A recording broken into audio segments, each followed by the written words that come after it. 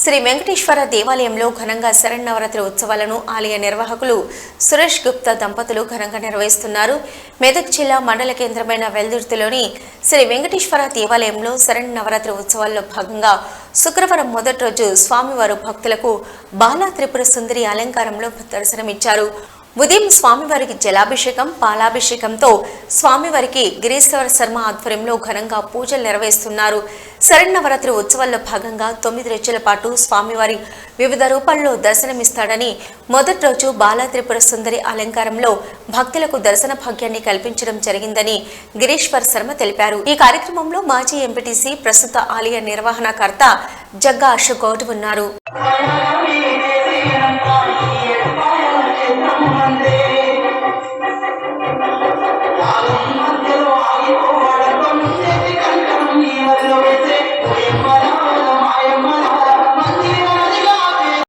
శ్రీ వెంకటేశ్వర స్వామి దేవాలయం విద్యుత్తులో దేవి శరన్నవరాత్రి ఉత్సవాలు మరియు మన కలియుగ వైకుంఠమైన శ్రీ వెంకటేశ్వర స్వామి వారికి తిరుపతిలో ఎలా జరుగుతాయో మన వెంకటేశ్వర స్వామి గుడిలో ఇట్లా ప్రతి నిత్యము పంచామృతాలకు అభిషేకము, సాయంత్రము పూజా కార్యక్రమాలు మన వెంకటేశ్వర స్వామిలో జరుగుతున్నాయి. కాబట్టి భక్తులందరూ అధిక సంఖ్యలో పాల్గొని మన స్వామివారి కృపకు పాత్రలు కావాలని మనస్ఫూర్తిగా కోరుకుంటున్నాను. మరియు అందరూ ఆరోగ్యాలతో సుభిక్షంగా ఉండాలని ఆ వేడుకొండల వారిని ప్రార్థిస్తున్నాను.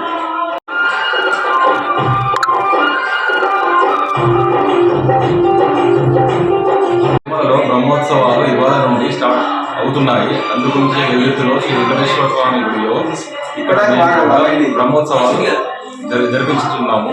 ప్రజలు భక్తిభావం పెంపొందించుకొని అందరూ గుడికి రావాలి, దేవుని పూజకి పాత్రలు కాగలరు.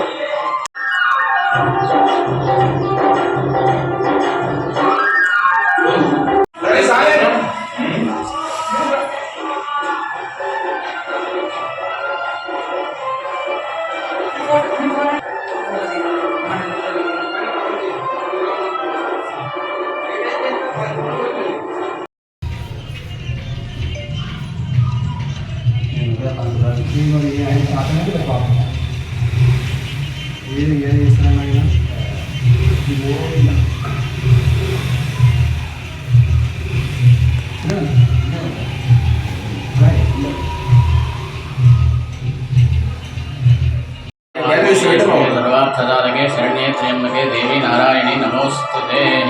विश्वनामरूपाभ्यां या देवी सर्वमङ्गलां तयोः संस्मरणार्थं पुंसां सर्वतः जयमङ्गलं कल्याणान्तरगात्राय कामितार्थप्रदायिने श्रीमद्वेंकटनाथाय श्रीनिवासाय मंगलम। మండల కేంద్రం అయినటువంటి యొక్క వెల్దుర్తి గ్రామంలో దేవి శరన్నవరాత్రి ఉత్సవ సందర్భంగా శ్రీ వెంకటేశ్వర స్వామి దేవాలయంలో శరన్నవరాత్రి ఉత్సవాలు అత్యంత వైభవపేతంగా ప్రారంభమైనాయి. నాకు ఆశ్వీజ శుద్ధ పాడ్యం నుంచి మరియు దశమి దసరా వరకు కూడా యొక్క వెంకటేశ్వర స్వామి దేవాలయంలో నవరాత్రి ఉత్సవాలు మరియు ప్రత్యేకించి శ్రీ వెంకటేశ్వర స్వామికి బ్రహ్మోత్సవం కూడా చేయడం జరుగుతుంది. భక్తులందరూ కూడా అధిక సంఖ్యలో పాల్గొని ఆ యొక్క వెంకటేశ్వర స్వామి యొక్క అనుగ్రహాన్ని మరియు ఆ యొక్క దుర్గా అమ్మవారి యొక్క అనుగ్రహాన్ని పొందగలరని మనవి చేస్తున్నాం.